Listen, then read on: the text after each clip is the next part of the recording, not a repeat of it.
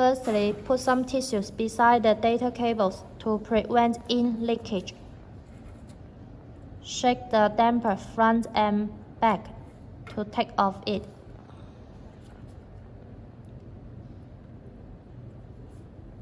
Tie up the ink tubes for the damper.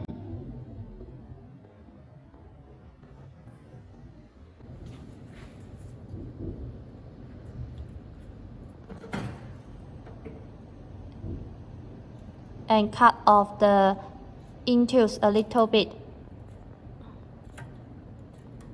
to disconnect the old damper.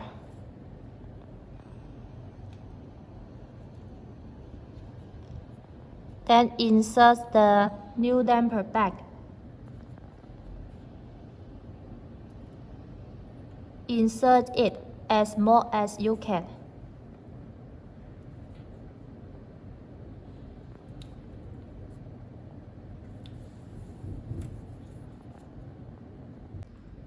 Then put the damper upside down. Use a syringe to connect the ink outlet joint to draw the ink out. You need to keep the damper upside down when drawing the ink out.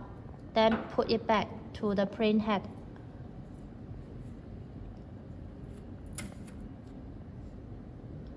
When you hold the damper, you need to pinch the margin and don't touch the airbag section.